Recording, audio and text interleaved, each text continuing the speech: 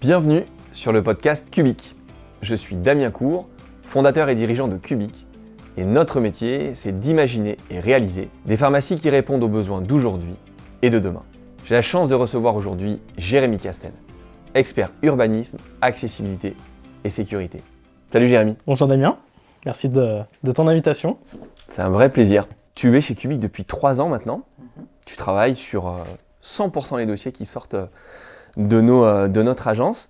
Et toi, tu as un parcours un peu atypique parce qu'avant d'arriver dans l'exécution et dans le montage des dossiers, tu étais de l'autre côté, au service instruction de la ville de Lyon. Et tu décortiquais les dossiers que Cubic et tous les gens de la place pouvaient instruire. Pour instruire des dossiers, j'imagine que tu devais recevoir beaucoup de dossiers. Tout à fait. Comment est-ce qu'on arrive à devenir légitime expert ? Ça a été beaucoup de formation en interne. J'ai été pris sous l'aile des autres instructeurs et ça a été vraiment une belle formation, une belle montée en compétences. Et ça a été ultra enrichissant et très vite, on arrive à un niveau qui nous permet vraiment de pouvoir instruire des dossiers. Et il n'y a pas meilleur exercice que d'instruire des dossiers pour arriver à apprendre. Ok. Et donc en tant qu'instructeur, tu t'instruis combien de dossiers ? Ça varie, ça peut aller d'une quinzaine au mois à 40 dans des gros mois un peu charnières de l'année, quoi. Ok. Et instruire un dossier, ça veut dire quoi précisément ? Le dossier, il t'arrive par courrier, par mail, comment ? Alors, sur la ville de Lyon, il peut arriver par deux biais, ou par mail ou par courrier. Ça peut nous être adressé aussi par le service d'urbanisme appliqué lorsque c'est un aménagement qui est inclus dans un permis de construire. Et c'est recevoir un dossier, c'est l'enregistrer, avoir un récépissé de dépôt, un délai qui démarre, et c'est à nous de jouer. On a 4 mois maximum pour apporter une réponse aux demandeurs. Et notre job, c'est d'être le plus rapide possible, parce qu'on sait qu'il y a des enjeux économiques derrière. Donc d'être le plus efficace, d'étudier très rapidement les plans, voir ce qui pêche, ce qui manque, peut-être d'avoir des interactions avec le pétitionnaire.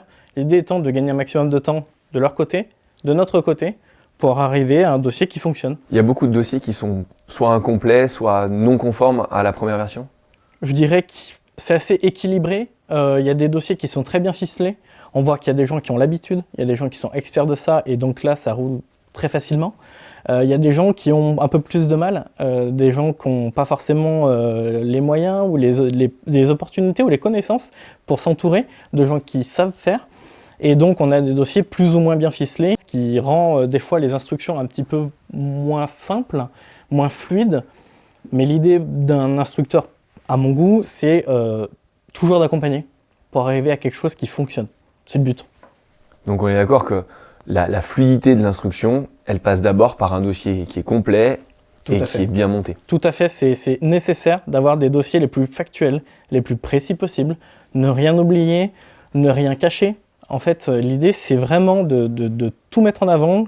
Il n'y a pas de risque. L'idée, c'est de vraiment faire un travail qui fonctionne, qui soit précis.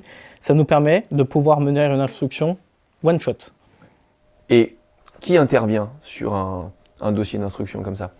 Alors sur Lyon, c'est une compétence donc communale. Donc la sécurité incendie, comme l'accessibilité des ERP de 5e catégorie, sans sommeil et sans dérogation, c'est le service instructeur de la ville de Lyon. Et ça, c'est pour toutes les villes de France ? Non, ça dépend. Justement, Lyon est une ville importante qui a donc la possibilité d'avoir un service instructeur propre. Mais si j'inscris ça dans une petite ville en France, comment ça se passe ? Eh bien, ça va être transmis donc aux pompiers de secteur et à la direction départementale des territoires, qui sont eux chargés d'instruire l'accessibilité du dossier. Ça fonctionne comme ça. Et du coup, la mairie, elle a un rôle central d'animation, donc c'est elle qui récolte les avis. Voilà, elle a véritablement un rôle de boîte aux lettres, mais aussi un rôle de relation. En fait, elle fait le lien finalement entre le pétitionnaire qui dépose son dossier et les instructeurs. Il y a rarement de lien direct, sauf pour des gens qui creusent un petit peu, qui connaissent, où il y a des échanges qui peuvent être directs. Mais souvent, la mairie a vraiment ce lien entre le demandeur et l'instructeur. Aujourd'hui, quand on a la perception de l'extérieur est pour beaucoup de nos clients, c'est une montagne. C'est cette relation mairie, cette relation instructeur. Les clients le voient comme un obstacle à la concrétisation de leur projet. Et ils ne se disent pas une seconde que l'instructeur du dossier va pouvoir être un élément moteur du projet. Comment t'expliques ça? Pour moi, l'explication est assez simple. Quand on a beaucoup de dossiers qui arrivent d'un coup, une charge de travail importante, il faut aussi se mettre de leur côté. Comme tu le disais tout à l'heure très justement, les dossiers ne sont pas toujours très bien ficelés, ils ne sont pas toujours très complets. Donc l'idée, c'est de se mettre un petit peu dans la peau de celui qui instruit quand on réalise un dossier, et c'est là où tout devient le plus fluide possible. L'instructeur le ressent tout de suite. Quand on essaie d'être le plus précis possible, de lui apporter l'information qu'il cherche, et d'être factuel pour répondre aux différents textes réglementaires. Tu as vu des dossiers de 5e catégorie, mais tu as aussi vu des dossiers de 4e à la première catégorie? Oui, tout à fait. Donc à Lyon, on réalisait aussi on avait des regards sur ces dossiers de plus grande ampleur. Et on participait aussi aux visites de commission de sécurité lorsque il y a une réception de travaux qui est donc en lien avec un dossier pour les établissements de la 4e à la première catégorie. Je t'arrête une toute petite seconde. Est-ce que tu peux nous redire la différence entre un établissement 5e catégorie Tout à fait. Et les autres? Alors, on a un classement qui est réalisé de la façon suivante. L'établissement recevant du public est classé en 5 catégories, de la 5e à la première catégorie.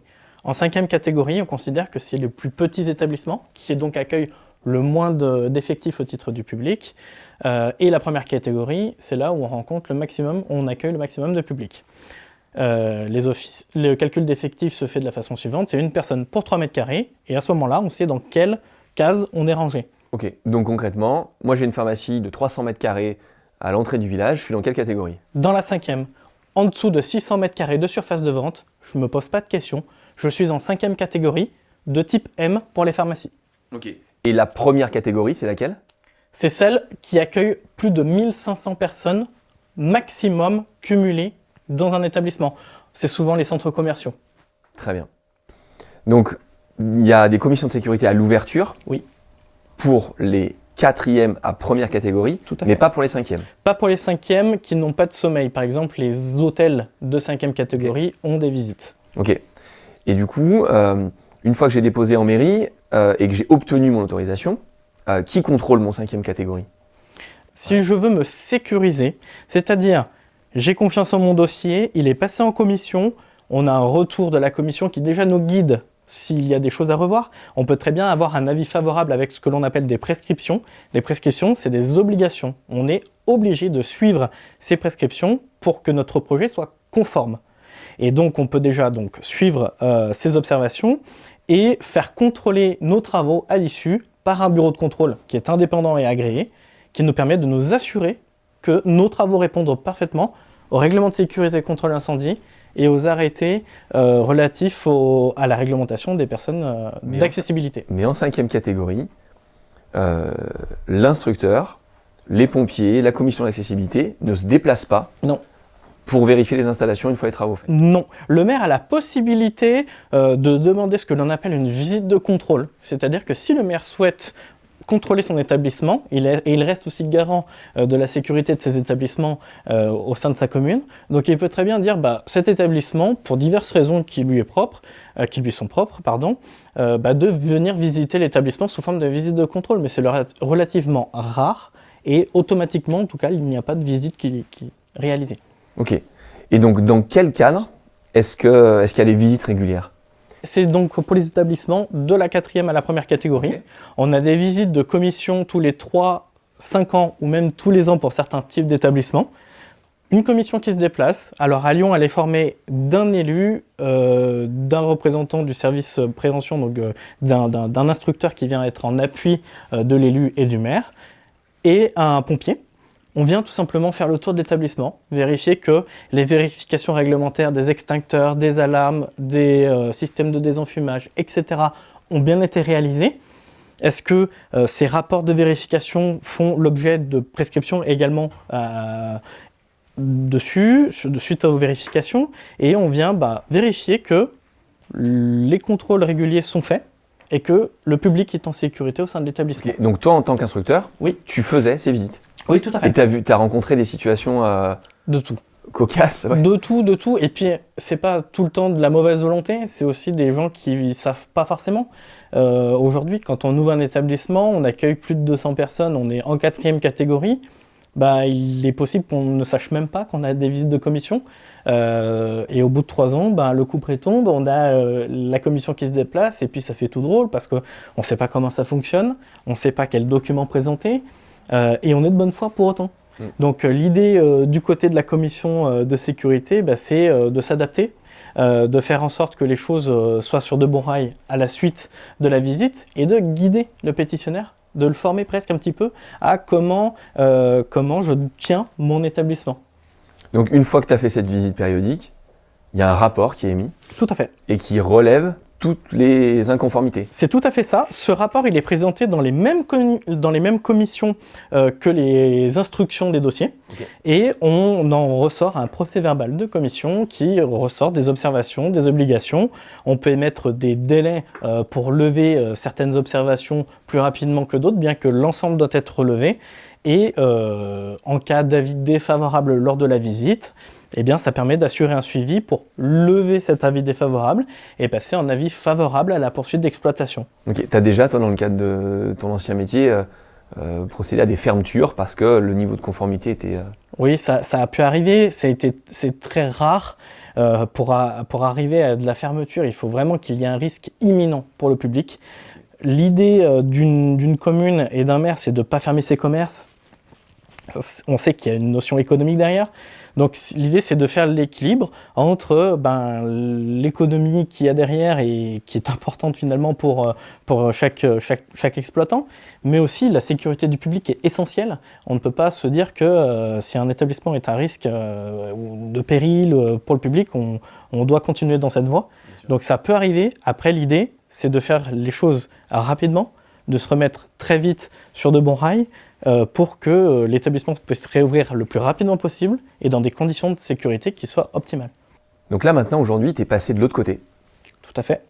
Chez Cubic, et tu interviens en amont des projets. Et tu interviens d'abord sur le volet urbanisme. Oui. Est-ce que tu peux nous expliquer comment ça se passe? Qu'est-ce que tu regardes? Comment est-ce que tu abordes les dossiers? La première chose que l'on regarde d'un point de vue urbanisme, c'est l'activité qui est envisagée.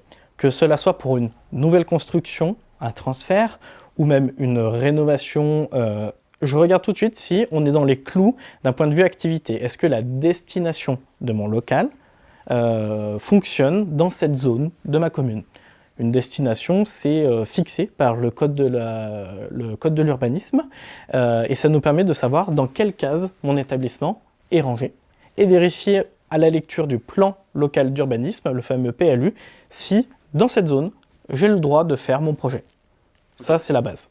Donc, ce que tu es en train de dire, c'est que si j'ai en cible un très beau local industriel qui est placé sur un rond-point à l'entrée de ma commune, le PLU peut m'interdire de changer la destination de ce local et de le passer en commerce. Tout à fait.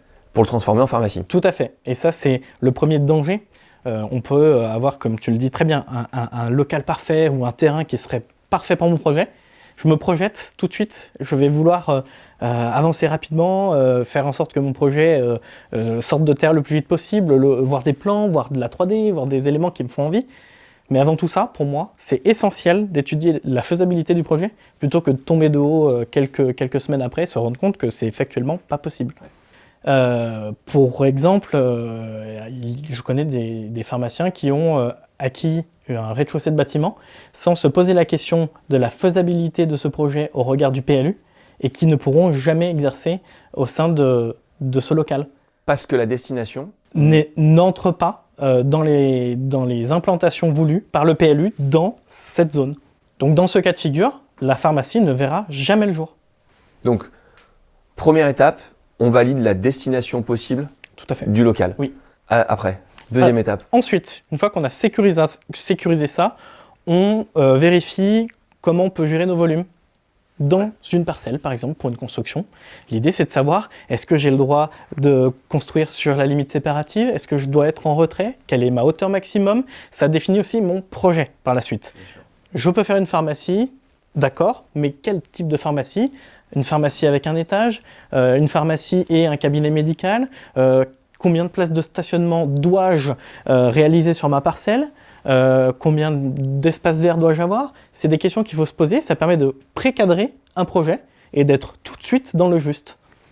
Ce qui vient, donc c'est l'approche que tu as sur les projets de construction et les projets un peu d'envergure.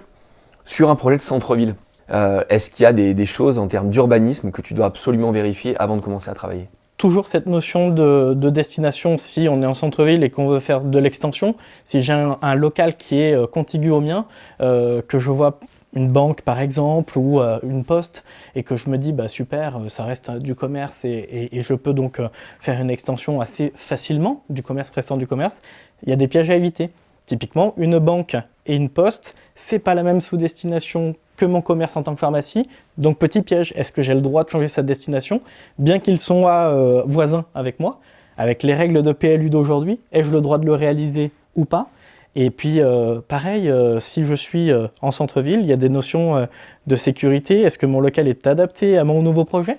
Et des architectes des bâtiments de France qui ont un regard souvent sur des centres-villes qui peuvent être classés. Donc là, c'est attention, en amont du projet, je dois très vite échanger avec ces interlocuteurs pour être toujours dans le juste. On a toujours une question, je t'entends parler d'architectes des bâtiments de France. Très souvent, on nous dit non mais moi, j'habite un petit village, je connais bien le maire, j'ai de très bonnes relations avec la municipalité, ils seront moteurs dans le projet. Est-ce que réellement, ils peuvent être moteurs jusqu'au bout, quitte à passer devant l'avis d'un architecte des bâtiments de France, par exemple? C'est compliqué. C'est pas impossible. Le maire reste aujourd'hui la voix qui vient porter et c'est la destination finale. Mais aujourd'hui, lorsque l'on vient déposer un dossier de consultation dans une localisation, un local qui vient être dans une zone classée, on a l'avis des architectes des bâtiments de France et donc l'avis du maire au final. Et bien souvent, quelles qu'en soient les relations qu'on peut avoir avec la municipalité, c'est l'architecte qui va avoir le dernier mot, parce qu'il y a des enjeux qui nous dépassent, qui sont des enjeux nationaux. Un architecte des bâtiments de France, c'est un fonctionnaire d'État. Et l'idée, c'est de ne pas passer complètement outre son avis. C'est quasiment impossible aujourd'hui de passer outre l'avis d'un architecte des bâtiments de France. Ce qu'on nous dit souvent et ce qu'on peut reprocher parfois à ces experts, c'est la déconnexion qu'il y a entre les enjeux économiques d'une pharmacie qui veut refaire sa façade, changer son enseigne, changer sa vitrine, installer un rideau métallique de fermeture. Tout ça, ça coûte de l'argent. Ils essayent de mesurer leurs investissements, encore plus aujourd'hui. Et puis on a parfois des architectes des bâtiments de France ou des experts qui viennent nous donner un avis et une position qui est parfois un peu déconnectée de ces réalités. C'est quoi la bonne méthode? Est-ce qu'il y a des astuces qui feraient qu'on arrive à aligner un peu ces deux mondes qui n'ont pas les mêmes intérêts finalement? L'idée, c'est de faire preuve de transparence. Et dans la même lignée que l'échange instructeur d'un point de vue ERP, c'est de se mettre un petit peu dans la position de cet architecte. Quel est son but? Son but, c'est de mettre en avant le patrimoine français, de son regard d'architecte qui est le sien, de sa compétence à lui que personnellement je n'ai absolument pas, de son regard à lui. Il va voir globalité en fonction d'un monument, etc. L'idée, c'est de présenter en amont un maximum d'éléments, d'arguments pour défendre son projet. Ce n'est pas des gens qui font la sourde oreille, c'est des gens qui sont prêts à étudier, à échanger. Donc l'idée, c'est de présenter le plus tôt possible une idée, un projet aussi avancé que possible finalement, pour pouvoir essayer d'avoir un équilibre. Comme tu le disais, tout est un jeu d'équilibre entre faisabilité économique, le souhait de l'architecte, mais aussi l'envie de l'exploitant qui a envie de mettre son envie, son besoin design de son établissement. Ouais, je comprends. Ok, très bien. Donc ça fait un peu le contour du volet urbanisme. Le deuxième volet, c'est le volet sécurité. Aujourd'hui, on l'a vu avec l'actualité, la partie sécurité, notamment sécurité incendie, c'est un volet qui est hyper important. À quel moment est-ce que tu interviens chez Cubic pour impulser ces notions-là? Alors, j'interviens assez vite, l'idée étant d'avoir un regard dès les prémices d'un projet. Chez nous, on peut ne pas avoir encore monté la 3D, mais avoir une idée de plan qui est ficelé avec des destinations de chacun des locaux, des cabines, des surfaces de vente, des back-office, des réserves. L'idée étant, en un regard, en une lecture de plan, de tout de suite en définir les petites alertes à respecter. Les notions de coupe-feu, les notions d'issue de secours, les notions de désenfumage.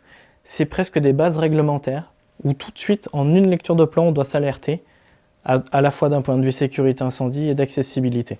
Si on sort un peu du cadre Cubic et qu'on se met à la place du pharmacien, moi je suis pharmacien, j'exploite ma pharmacie depuis 15 ans. J'ai pas fait de travaux quand j'ai acheté la pharma. Et du coup, aujourd'hui, je me pose pas de questions de conformité. Tout à fait. J'ai sûrement pas l'information de la conformité de mon coupe-feu par rapport au voisin du dessus. J'ai pas d'issue de secours, mais ça m'alerte pas. Quelle est ma responsabilité en cas d'incendie? La responsabilité, elle est totale sur l'exploitant de l'établissement. Ça, c'est important. À partir du moment où je suis en directeur de mon établissement, je suis responsable de ce qui s'y passe, tant pour le public que pour le personnel qui y travaille. Mais je suis pas sachant. Eh bien, c'est là toute la problématique du sujet. On n'est pas sachant. On arrive, on vient acquérir son premier projet, sa pharmacie, son cabinet. On ne sait pas, on ne connaît pas la réglementation. Et c'est donc là qu'il faut s'entourer des bonnes personnes, des personnes qui savent nous dire quoi faire, comment le faire, quelle est la réglementation, de façon simplifiée, pour que je comprenne ce que j'ai entre les mains finalement. Donc c'est quoi? C'est un bureau de contrôle? Par exemple, un bureau de contrôle, je le fais venir, petit audit de sécurité de ma pharmacie ou même d'accessibilité, et il va mettre tout de suite en exergue les points de non-conformité, les points sur lesquels il faut réaliser des travaux, sur lesquels il faut être vigilant, et c'est avec tous ces éléments que je peux être serein et sûr que mon établissement est réglementaire. Donc toi, ton conseil, c'est si demain je suis jeune pharmacien et que j'achète une pharma, même si elle paraît en état, oui.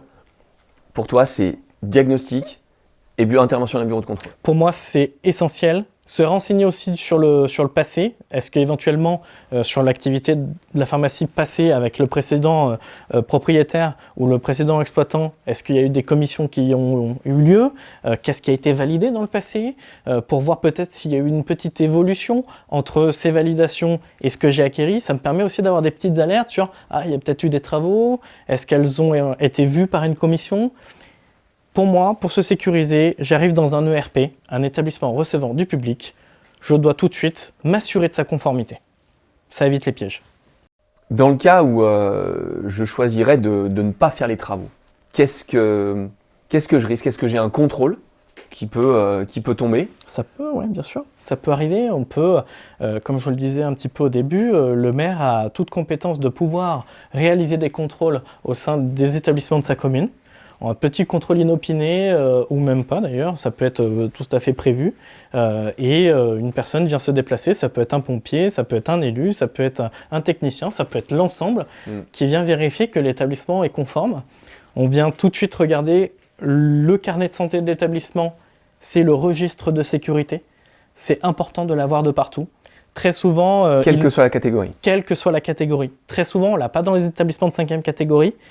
Mais c'est la preuve irréfutable, ce document, que mes vérifications sont faites, mon alarme est vérifiée, mes installations électriques sont vérifiées, mes extincteurs sont vérifiés. Donc tout ça, c'est annuel, ces 3 vérifications? Dans les établissements de 5e catégorie, dans le texte, c'est marqué périodiquement. Ça vient évoluer au mois de juillet, c'est marqué au plus tard tous les 3 ans. Je conseille quand même de respecter une vérification annuelle, au moins sur les extincteurs, l'alarme, les blocs autonomes d'éclairage de sécurité. C'est 3 bases sur des établissements de 5e catégorie. Ok. Donc avec ça, je peux dormir sur mes 2 oreilles. J'ai mon registre de sécurité avec la validation des visites périodiques. Tout à fait. Et comment je fais pour avoir accès à un registre de sécurité? Ça, j'imagine que les pharmaciens doivent poser ce type de questions. C'est un document tout simple, c'est un petit cahier Il se présente de plein de façons. Un cahier rouge avec marqué registre de sécurité, incendie. Première page, c'est l'identification de mon établissement. C'est toujours intéressant de l'avoir ce document parce que si j'ai des questions, c'est qu'il me manque des informations et donc j'ai besoin de gratter. Quelle est la catégorie de mon établissement? Quel est le type d'établissement? Quelle est ma jauge d'effectifs maximum? Etc. Et puis après, on a chaque volet de vérification. Extincteur, désenfumage, électricité, etc. Et je dois avoir une vérification régulière de chacun de mes appareils et de mes moyens de secours et d'alerte. Quand on parle de sécurité, au bout de tout ça, il y a des vies humaines. Est-ce que toi, tu as un conseil à donner aux pharmaciens qui nous regardent? Oui, je dirais que en tant que pharmacien, si je me mettais dans la peau d'un pharmacien, je rentre pour la première fois dans l'officine que je viens d'acquérir. Je dois tout de suite me poser les questions de sécurité, car je vais accueillir des vies humaines, du public, du personnel, et je dois, moi, en tant que responsable de l'établissement, faire en sorte que tout le monde soit en sécurité, qu'il n'y ait pas de point de risque par-ci par-là. Je dois m'assurer de tout ça avant même d'ouvrir mon officine. C'est un point majeur. Ok, sécurité, deuxième point. Troisième point, accessibilité. Ça, c'est quelque chose qui est davantage connu de nos clients pharmaciens, mais malgré tout, pareil, si on se remet dans la peau du jeune pharmacien qui s'installe, qu'est-ce qu'il doit vérifier? Eh bien, il doit vérifier la conformité de son établissement au regard de la réglementation d'accessibilité en vigueur. On a deux réglementations. Une réglementation qui est dédiée aux immeubles existants et une réglementation qui est dédiée aux bâtiments neufs. Donc, tu interviens sur les fonds de plan pour fixer les règles de sécurité avant la mise au détail. Oui. Et sur l'accessibilité, comment ça se passe? C'est la même chose. On a tout de suite un regard avec nos petites alertes que l'on a automatiquement, nos largeurs d'entrée, nos largeurs de passage utile de porte, nos circulations entre nos gondoles, nos comptoirs, nos mobiliers finalement, qui sont accessibles aux personnes atteintes de handicap. Et puis toutes les prestations annexes qui sont proposées aujourd'hui dans les pharmacies, je pense aux cabines de soins, la vaccination, l'orthopédie. Est-ce que j'ai des cabines qui sont dédiées et qui sont adaptées finalement à un usage pour une personne atteinte de handicap? Est-ce que parfois on se retrouve dans l'opposition entre la sécurité, l'accessibilité et le PLU? J'ai en tête un dossier que tu connais bien, un dossier où pour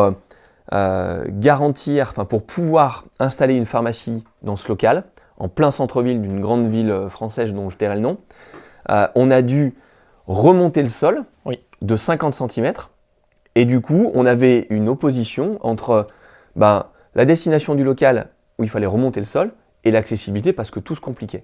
En fait, l'idée, c'est de conjuguer dans ces moments-là tous les textes réglementaires sur lesquels que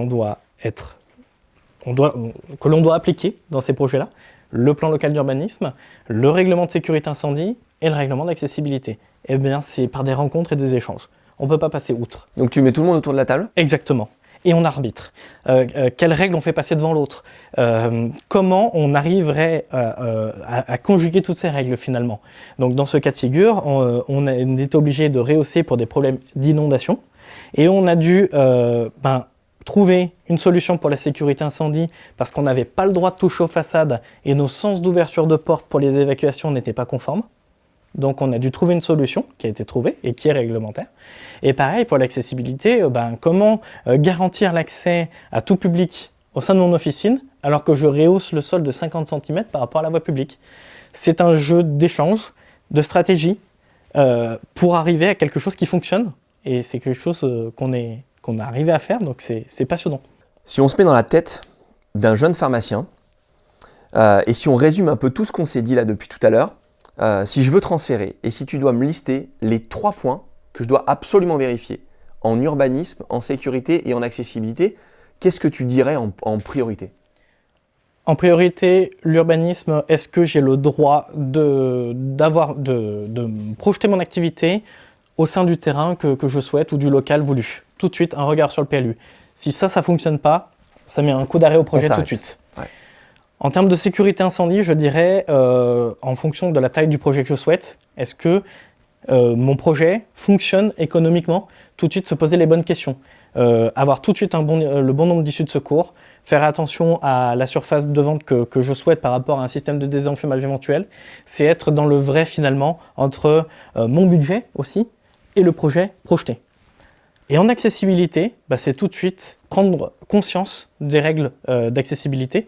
Dans du neuf, avoir des largeurs assez larges, ne pas avoir qu'une seule cabine accessible au fin fond de la pharmacie et 5 inaccessibles. C'est se poser tout de suite les bonnes questions pour être dans les meilleures conditions pour que mon projet fonctionne tout de suite. Et ça, moi je suis pharmacien, je ne suis pas expert. Pour toi, la meilleure solution, c'est de se faire accompagner par un bureau de contrôle ou par un super agenceur s'il y en a un. C'est ça. Mais s'il n'y a pas d'agenceur, l'idée c'est de mettre un bureau de contrôle tout de suite dans la boucle. Le bureau de contrôle, il vient sécuriser mon projet. Ouais, je comprends.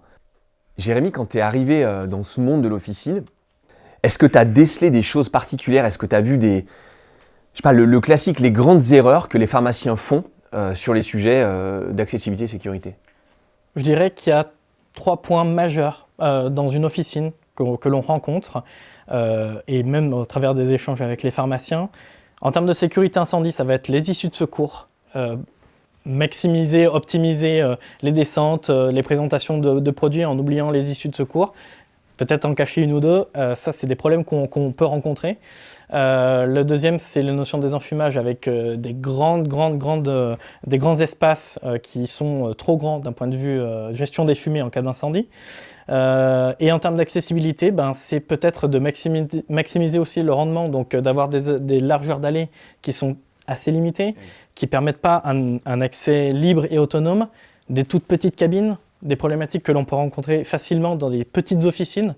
Donc c'est des sujets que l'on prend en compte avec sérieux et qu'on arrive avec des petites stratégies à faire évoluer chez Cubic pour arriver à quelque chose qui réponde parfaitement au sujet de sécurité incendie et d'accessibilité. Un dernier point qu'on n'a pas abordé, peut-être c'est le lien entre toutes ces instances et toutes ces règles et l'ARS. Parce qu'au bout de tout ça, il faut que notre projet soit conforme aux règles de l'ARS. Tout à fait. Comment tu les fais cohabiter? C'est simple. L'idée, c'est de savoir quels sont les besoins de l'ARS. Et ça, c'est même avant tout. J'ai un projet, il faut alimenter l'ARS d'un certain nombre d'éléments. La validation de la commission d'accessibilité, donc la conformité de mon établissement au titre de l'accessibilité des personnes atteintes de handicap. La validation de mes dossiers par la mairie d'urbanisme, un permis de construire, une déclaration préalable. Être au courant des standards et des attentes de l'ARS. C'est des éléments qu'il faut prendre en compte en amont et avoir un projet qui soit presque prêt tout de suite. Dès qu'on a la validation de chacun de ces instructions, il n'y a plus qu'à les rassembler et les déposer à l'ARS pour avoir son instruction de transfert d'officine. Trop bien, merci Jérémy. Merci. C'est passionnant. Moi, ce que je retiens quand même, c'est qu'au-delà de toutes ces règles et toutes ces instances, le pharmacien, il est censé connaître tout ça. Et au bout, il en est responsable, à la fois de la sécurité et à la fois de l'accessibilité. Tout à fait. Et du coup, il ne peut pas faire la sourde oreille à tout ça. Et pour ça, il faut s'entourer. C'est ça. Le maître mot, c'est s'entourer des bonnes personnes qui sont là pour sécuriser nos arrières finalement. Moi, je suis pharmacien, je suis bon dans mon domaine, je sais comment fonctionne mon métier. Et l'idée, c'est de s'entourer de ce guide-là, qui est à l'arrière, qui me permet d'être parfaitement serein sur les à côté. Comment je gère mon établissement, le niveau de sécurité, le niveau d'accessibilité. Être entouré, c'est essentiel dans des établissements recevant du public. Parfait. Merci Jérémy. Merci. Et merci également à vous tous de nous avoir écoutés aujourd'hui. Vous pouvez retrouver tous les épisodes du podcast Cubic sur YouTube, Spotify, Apple Podcast et Deezer. Vous pouvez également nous retrouver sur nos réseaux sociaux, Insta, LinkedIn, Pinterest et YouTube. Non, n'hésitez surtout pas à nous écrire, à commenter. Nous avons besoin de vos retours. C'est grâce à vous que ce format va évoluer. Merci beaucoup et à bientôt.